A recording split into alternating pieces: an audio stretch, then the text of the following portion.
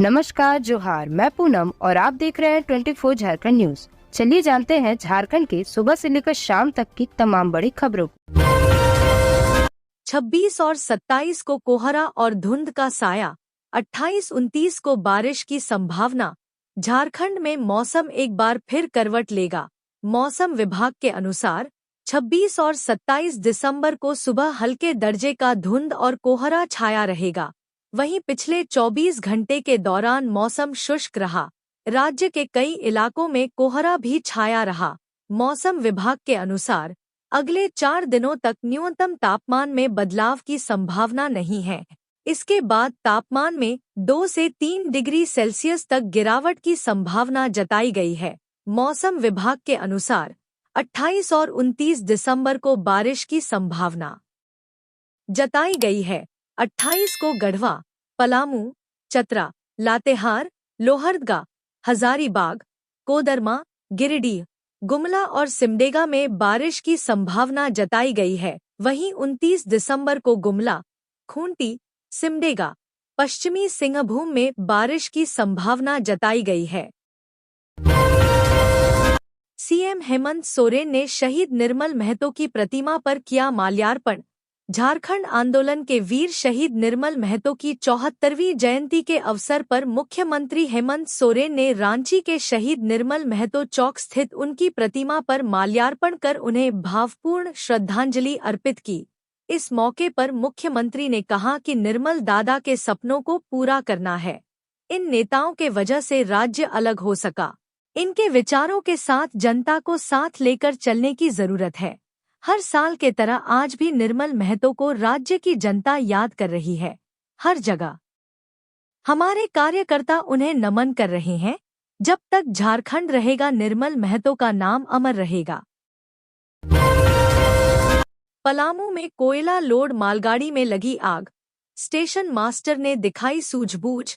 पूर्व मध्य रेलवे के गढ़वा रोडडेहरी आनसोन रेलखंड के मोहम्मदगंज रेलवे स्टेशन पर आज एक मालगाड़ी के डिब्बे में आग लग गई। घटना को देख on duty station master Amrish ने तुरंत इसकी सूचना मालगाड़ी चालक को दी।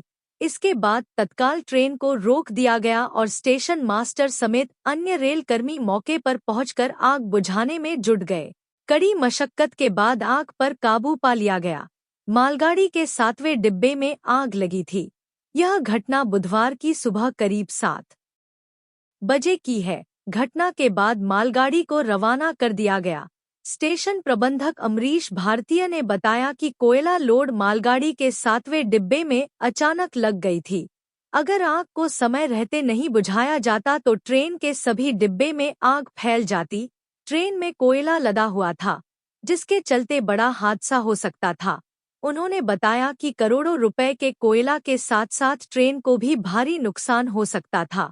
मालगाड़ी के जिस डिब्बे में आग लगी थी, उसे बुझाने के बाद अलग कर दिया गया है। इसके बाद मालगाड़ी के सभी डिब्बों की जांच की गई और फिर उसे गंतव्य के लिए रवाना किया गया है। झारखंड के कर्मचारियों को मिलेगा 53% महंगाई भत्ता, हेमंत सरकार ने दिया न्यू ईयर गिफ्ट। झारखंड सरकार ने राज्य के कर्मचारियों को नए साल का तोहफा दिया है। अब कर्मचारियों को 53% महंगाई भत्ता मिलेगा। यह सुविधा पेंशनधारियों को भी मिलेगी। कैबिनेट की बैठक में यह फैसला लिया गया। बैठक में कुल 10 प्रस्तावों पर मुहर लगी है। हेमंत सरकार ने राज्य कर्मचारियों के महंगाई भत्ते में 3% की बढ़ोतरी की है। अब कर्मचारियों को वेतन का 53% महंगाई भत्ता मिलेगा। पहले कर्मचारियों को वेतन का 50% डीए मिलता था। नया महंगाई भत्ता 1 जुलाई 2024 से प्रभावी होगा। बता दें कि इसी साल केंद्रीय कर्मचारियों की महंगाई भत्ते में 3% की बढ़ोतरी की गई थी। केंद्रीय कर्मचारियों का डीए बढ़ाकर 53% कर दिया गया है, जो अब झारखंड और केंद्रीय कर्मचारियों दोनों का बराबर हो गया।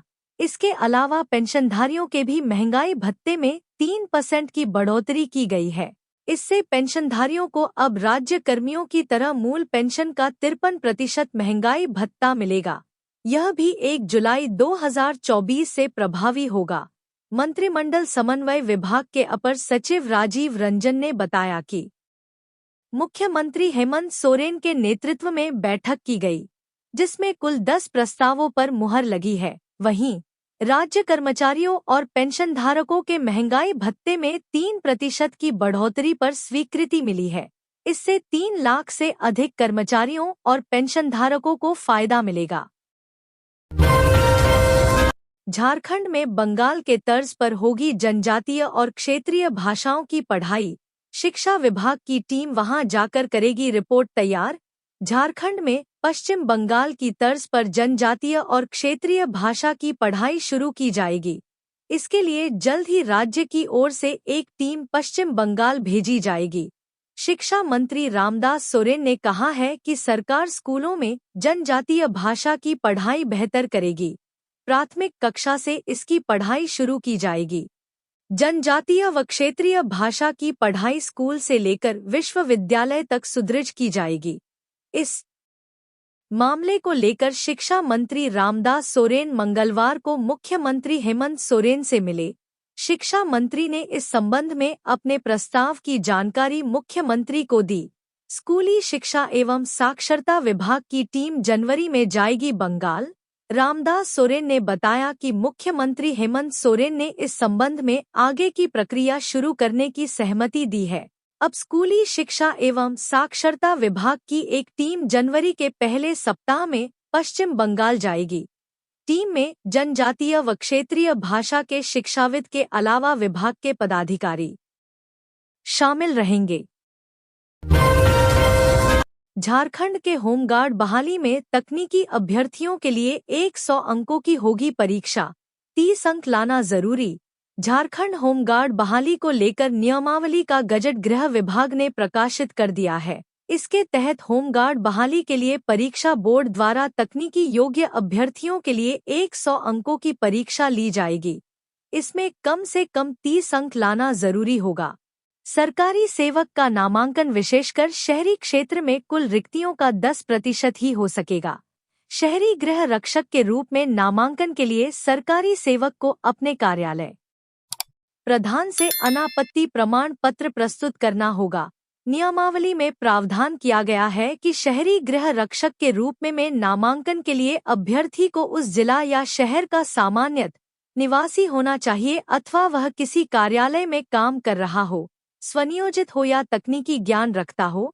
डॉक्टर, इंजीनियर, प्रोफेसर व अन्य सुयोग्य अभ्यर्थी सरकारी पदाधिकारी, बैंक अधिकारी आदि के पदस्थापन स्थान को सामान्य निवास माना जाएगा।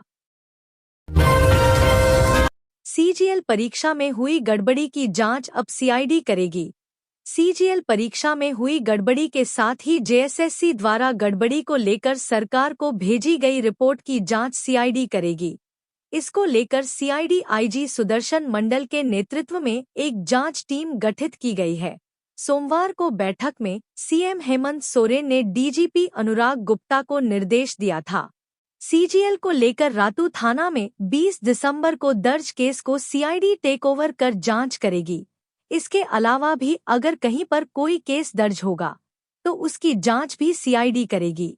इस मामले में पिछले दिनों हाईकोर्ट ने जांच का आदेश दिया था। रातू थाना में 20 दिसंबर को हजारीबाग सारुकुदर मंगरो निवासी ट्यूटर राजेश प्रसाद ने 21 नवंबर को राज्य के विभिन्न जिलाओं में आयोजित जेएसएससी की सीजीएल परीक्षा में गड़बड़ी और पेपर लीक मामले को लेकर एक अज्ञात मोबाइल धारक के खिलाफ प्राथमिकी दर्ज कराई थी। इसमें श्री प्रसाद ने अपने छात्र और अभ्यर्थी गिरिडीह महतोडीह निवासी रामचंद्र मंडल के हवाले से कहा है कि 22 नवंबर को उसने बताया कि जब वह बलियापुर केंद्र पर पहुंचा तो देखा कि परीक्षा शुरू होने से पूर्व एक अज्ञात व्यक्ति मोबाइल से बात कर कुछ लिख रहा था। उसने अपनी मोबाइल से उसकी तस्वीर उतार ली। यह देखकर वह कागज फाड़ कर फरार हो गया। इसी तरह की घटना कुमार बीएड कॉलेज धनबाद, हजारीबाग के दुमरौन और रातू स्थित मखमंदरो केंद्र पर भी देखने को मिली। अभ्यर्थी आशीष कुमार ने इसकी वीडियो क्लिप बना ली। बाद में उसने इसकी मिलान की तो पेपर लीक का मामला सच साबित हुई। उन्होंने प्राथमिकी में सवाल खड़ा किया कि जब सरकार ने इंटरनेट सेवा बंद करा दी थी तो आरोपी का दूसरे मोबाइल धारक से कैसे बात हो रही थी। इस रातू थाना में दर्ज केस के अनुसंधानकर्ता डीएसपी अमर कुमार पांडे हैं। धनबाद स्टेशन रोड के पास खड़ी लावारिस कार में लगी भीषण आग, मची अफरा तफरी। मंगलवार की रात स्टेशन रोड में खड़ी एक लावारिस कार में अचानक आग लग गई। देखते ही देखते स्थिति काफी भयावह हो गई, जिसके बाद स्टेशन रोड में अफरा तफरी का माहौल उत्पन्न हो गया। स्थानीय लोगों और मीडिया कर्मियों के द्वारा घटना की जानकारी फायर ब्रिगेड को दी गई। सूचना के फौरन बाद दमकल वाहन के साथ फायर ब्रिगेड की टीम मौके पर पहुंची। फायर ब्रिगेड की टीम ने आग पर काबू पा लिया है। आग बुझने के बाद लोगों ने राहत की सांस ली।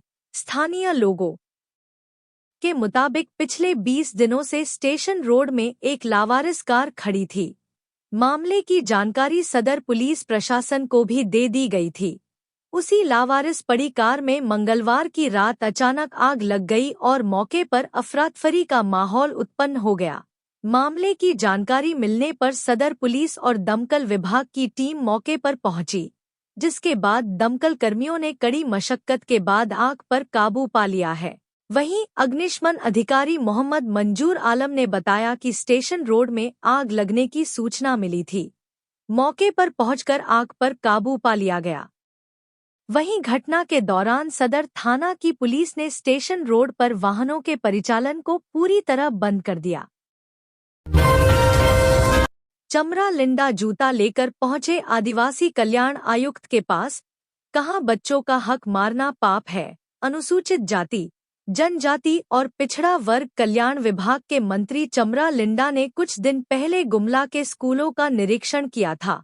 इस दौरान उन्होंने पाया कि स्कूल के बच्चों को जो जूते दिए जाते हैं, उनकी गुणवत्ता ठीक नहीं थी। इसके बाद वे आदिवासी कल्याण आयुक्त के साथ बैठक करने पहुंचे। चमरा लिंडा बैठक में जूता लेकर पहुंचे।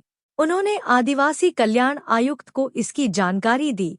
चमरा लिंडा ने कहा कि जूता लेदर का देना है, लेकिन जब मैंने जूते का परीक्षण किया तो पता चला कि जूता रेक्सीन का है। उन्होंने कहा कि रेक्सीन का जूता परीक्षण करने के दौरान ही तुरंत फट गया। उन्होंने आदिवासी कल्याण आयुक्त को जानकारी देते हुए गुमला जिला प्रशासन को संबंधित आपूर्तिकर्ता को काली सूची में डालने और भुगतान रोकने के निर्देश दिए हैं। इसके साथ ही कल्याण पदाधिकारी को भी शोकॉज किया गया। उन्होंने कहा कि ये कल्याण पदाधिकारी की जिम्मेदारी थी कि वे इसका निरीक्षण करें, लेकिन यहाँ पर लापरवाही बरती गई। बच्चों के हक को मारने वालों को नौकरी से निकाला जाएगा।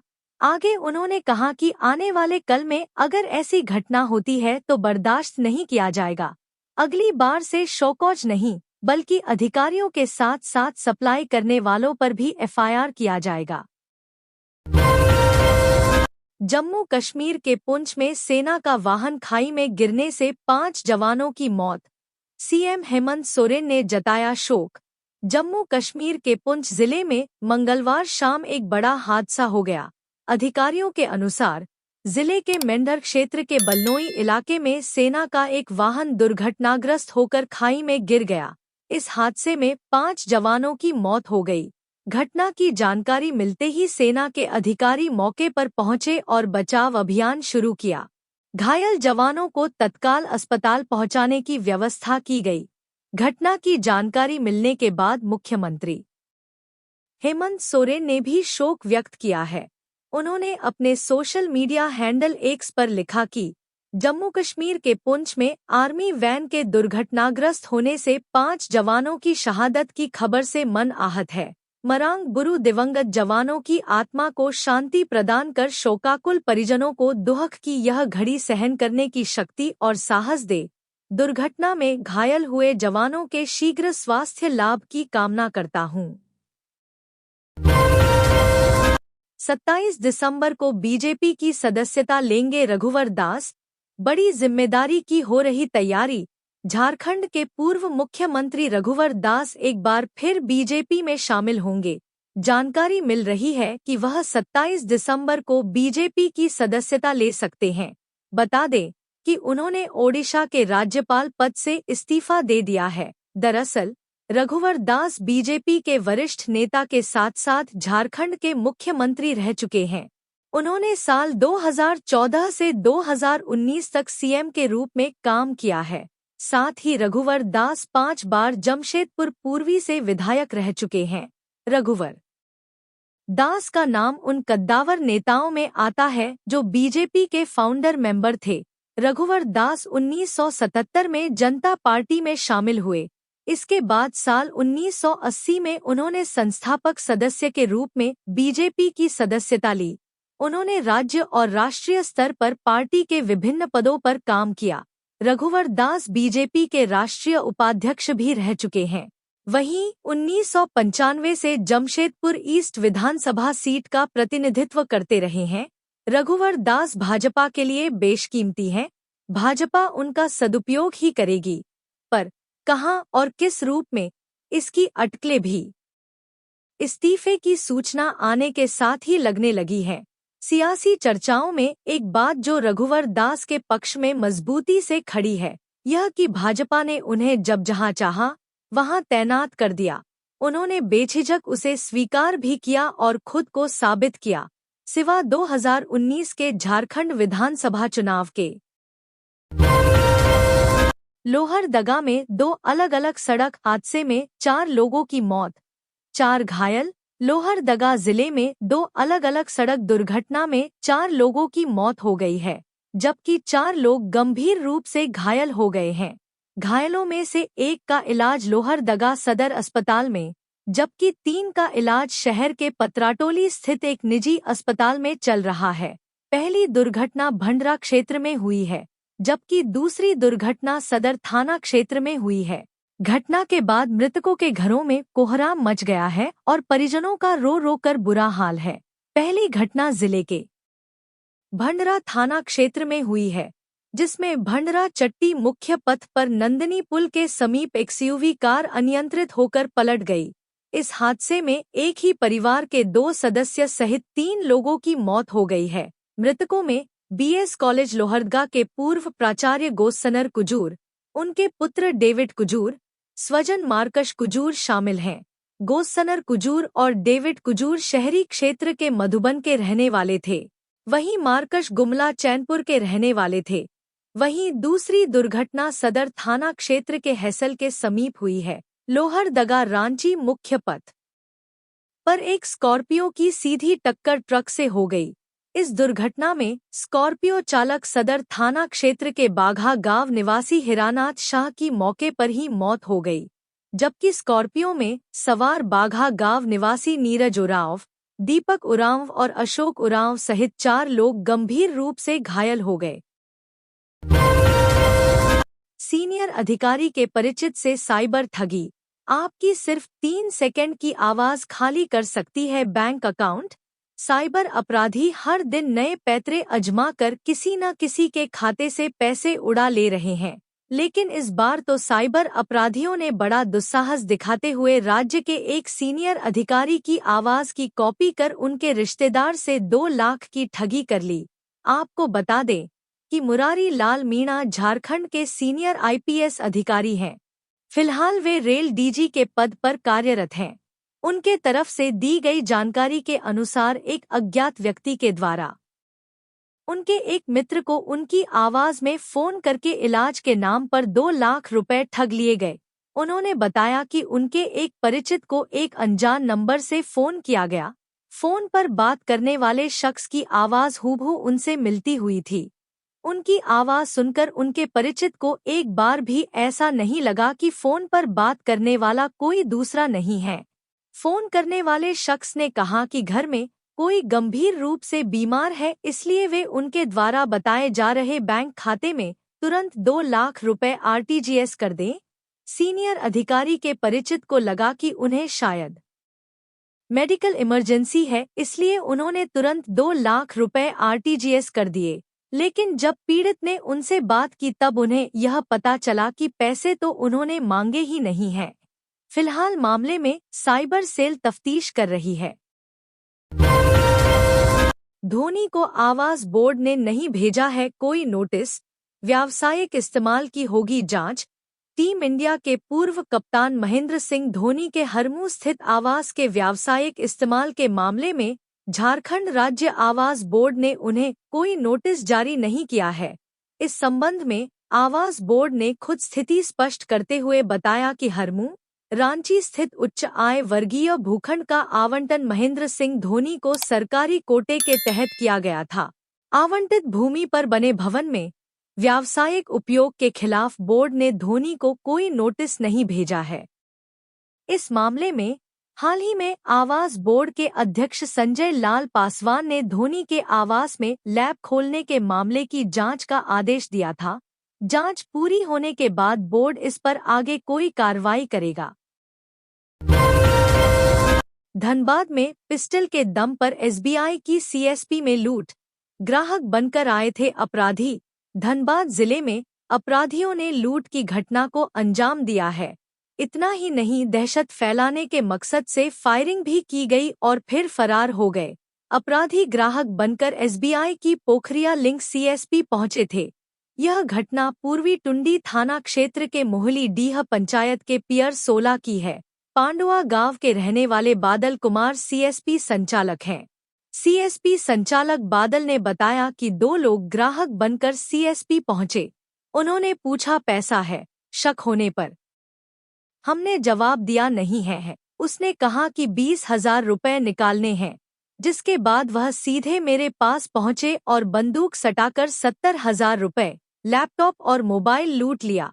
उन्होंने कहा कि एक नकाबपोश था और दूसरा व्यक्ति बिना नकाब का था। वहीं निरसा के ब्राजो के रहने वाले ग्राहक दुलाल महतो ने बताया कि वह 10,000 रुपए निकालने के लिए सीएसपी आए थे। इस दौरान 2 बदमाश पहुंचे। रुपए लूटने के बाद हमसे पूछा कि क्या क्या है। इस पर मैंने अपना मोबाइल और करीब 1,000 रुपए उसे दे दिए। हालांकि निकासी के 10,000 रुपए पीछे पॉकेट में रखा था, जिससे बच गया। इसके बाद वह बाहर निकलकर फायरिंग करने लगे और फिर शटर बंद कर फरार हो गए। मामले में पूर्वी टुंडी थाना प्रभारी तारिक वसीम ने बताया कि सीएसपी केंद्र में लूट की शिकायत मिली है। पुलिस मामले की जांच कर रही है। लूटे गए मोबाइल का लोकेशन भी प्राप्त हुआ है, जिसमें अपराधी जामताड़ा की ओर जाते दिखे हैं। पुलिस अपराधियों की गिरफ्तारी के लिए छापेमारी कर रही है। तमाड़ में जंगली हाथी ने अधेड़ को कुचलकर मारा, विधायक विकास मुंडा ने परिजनों को दिलाया 50,000 मुआवजा। तमाड़ थाना क्षेत्र अंतर्गत आगरा गांव में जंगली हाथी ने एक व्यक्ति को कुचलकर मार डाला। घटना सुबह 6:30 बजे की है। मृतक की पहचान हारलालाता निवासी 61 वर्षीय ईश्वर महतो के रूप में हुई है। घटना की जानकारी मिलने के बाद तमाड़ विधायक विकास मुंडा ने वन विभाग को निर्देश दिया और वन विभाग तमाड़ अस्पताल पहुंचकर परिजनों को उप प्रमुख शंकुतला खंडित के हाथों नगद 50,000 मुआवजा के तौर पर दिलाया। मिली जानकारी के अनुसार ईश्वर महतो शौच के लिए गांव के बगल में बने एक तालाब की ओर जा रहे थे कि अचानक एक विशालकाय जंगली हाथी से मुठभेड़ हो गई। ईश्वर महतो हाथी को देखकर भागने की कोशिश किया, लेकिन सफल नहीं हो पाया और हाथी ने सूंड से उठाकर पटक दिया। वहीं हाथी की आवाज सुनकर गांव वालों ने निकल कर देखा तो ईश्वर महतो जमीन पर पड़ा कराह रहा था और हाथी उसे छोड़कर जंगल की ओर जाने लगा था, जिसे देख लोगों में अफरा तफरी मच गई। हाथी के दूर जाने के बाद परिजनों ने ग्रामीणों के साथ मिलकर ईश्वर महतो को तमाड़ अस्पताल लाया, जहां इलाज के दौरान ईश्वर महतो ने दम तोड़ दिया। खूंटी में बाईपास सड़क पर राजनीति जारी, सांसद और विधायक के अलग बोल। पूर्व सांसद ने लगाया गुमराह करने का आरोप। खूंटी जिले में जाम से लोग परेशान हैं। वहीं इस कराहते जाम और बाईपास के निर्माण के मुद्दे को लेकर राजनीति चरम पर है। गठबंधन सरकार के विधायक राम सूर्या मुंडा जहां विरोध में दिखाई दे रहे हैं, तो सांसद कालीचरण मुंडा के अलग ही बोल हैं। खूंटी में प्रस्तावित बाईपास सड़क का निर्माण लोकसभा चुनाव से पहले से मुद्दा बना हुआ है, जो मुद्दा ही बनकर रह गया है। इस काम को अमलीजामा पहनाने वाला कोई जनप्रतिनिधि नजर नहीं आ रहा है। सांसद कालीचरण मुंडा एक पत्र लेकर उपलब्धियां बटोरने में लगे हैं। तो पूर्व सांसद अर्जुन मुंडा शहरवासियों को गुमराह करना बता रहे हैं। लोकसभा चुनाव की घोषणा से ठीक पहले 10 मार्च को केंद्रीय सड़क परिवहन एवं राष्ट्रीय राजमार्ग मंत्री नितिन गडकरी और खूंटी के पूर्व सांसद अर्जुन मुंडा ने 2500 करोड़ की लागत से 2 सड़कों का शिलान्यास किया था। शिलान्यास किए जाने के बाद से ही राजनीति शुरू हो गई। लोकसभा चुनाव में बाईपास सड़क निर्माण का मुद्दा चरम पर रहा और चुनावी रण में कांग्रेस के कालीचरण मुंडा जीत गए। सांसद बनते ही कालीचरण मुंडा ने 30 जुलाई 2024 को संसद में बाईपास सड़क की मांग की और खूंटी के लिए महत्वपूर्ण योजना बताई। संसद में बाईपास की मांग पर उन्हें कुछ दिनों बाद एक रिप्लाई आया, जिसमें लिखा है कि बाईपास की स्वीकृति प्रदान कर दी गई है और भूमि अधिग्रहण की प्रक्रिया जारी है। अब इसी पत्र का हवाला देकर सांसद कालीचरण मुंडा उपलब्धियां बटोर रहे हैं। धनबाद की आनंदिता वर्ल्ड कप में धमाल मचाएंगी, डीसीए करेगा सम्मानित। बीसीसीआई ने अंडर 19 महिला T20 विश्व कप 2025 के टीम की घोषणा कर दी है। झारखंड के धनबाद की बेटी आनंदिता किशोर को भी इस टीम में जगह मिली है। आनंदिता झारखंड की पहली इंटरनेशनल क्रिकेटर हैं। मलेशिया में 18 जनवरी 2025 से महिला अंडर 19 T20 वर्ल्ड कप होगा। झारखंड की इस खिलाड़ी से टीम इंडिया को काफी उम्मीदें होंगी। बता दें कि Anandita under 19 Asia cup 2024 champion team का भी हिस्सा रही थी। इसी कड़ी में धनबाद क्रिकेट एसोसिएशन 25 दिसंबर को धनबाद की पहली अंतर्राष्ट्रीय महिला क्रिकेटर आनंदिता को सम्मानित करेगा। डीसीए के प्रेसिडेंट ने आनंदिता के चयन पर खुशी जाहिर की है। 17 मार्च 2006 को धनबाद में जन्मी आनंदिता किशोर ने एक होनहार ऑलराउंडर के रूप में अपनी पहचान बनाई है। उन्होंने 55 मैचों में 1371 रन बनाए हैं, जिसमें उनका उच्चतम स्कोर 135 नाबाद रहा है। गेंदबाजी में आनंदिता किशोर ने 37 विकेट लिए हैं, जिसमें उनका सर्वश्रेष्ठ प्रदर्शन 15 रन देकर 3 विकेट लेना रहा है। यह चयन उनके उभरते क्रिकेट करियर में एक महत्वपूर्ण मील का पत्थर है। खूंटी में अवैध अफीम की खेती के खिलाफ कार्रवाई जारी, कई जमीन मालिकों पर एनडीपीएस एक्ट के तहत एफआईआर दर्ज। खूंटी जिले में पहली बार जिला प्रशासन ने अफीम की खेती करने वाले 14 जमीन मालिकों पर एनडीपीएस एक्ट के तहत एफआईआर दर्ज की है, जबकि विभिन्न थाना क्षेत्रों के खुटकटी जमीन के जीआर के आधार पर 321 एफआईआर दर्ज की गई है। अब पुलिस जमीन मालिकों को चिन्हित कर उनकी गिरफ्तारी की प्रक्रिया शुरू कर दी है। यही नहीं, जीआर के आधार पर हुए एफआईआर के बाद जमीन मालिकों के सत्यापन शुरू कर दिया गया है। खूंटी अनुमंडल क्षेत्र के अड़की थाने में जीआर के आधार पर 70 एफआईआर, साइको थाना में 53 एफआईआर, मारंगहदा थाना में 100 एफआईआर, मुरहू थाना में 55 एफआईआर और खूंटी थाना में 43 एफआईआर दर्ज की गई है। वहीं जीआर के आधार पर कुल 321 प्राथमिकी दर्ज की गई है। तो ये थी आज की झारखंड की टॉप बड़ी खबरें। इसी तरह झारखंड की हर छोटी सी बड़ी खबर देखने के लिए आप हमारे चैनल 24 झारखंड न्यूज को सब्सक्राइब करके बेल आइकन प्रेस कर ले, जिससे झारखंड की हर छोटी सी बड़ी खबर की अपडेट आप तक पहुंचता रहे। तो आज के लिए बस इतना ही, हमें दीजिए इजाजत, फिर मिलते हैं नेक्स्ट न्यूज में।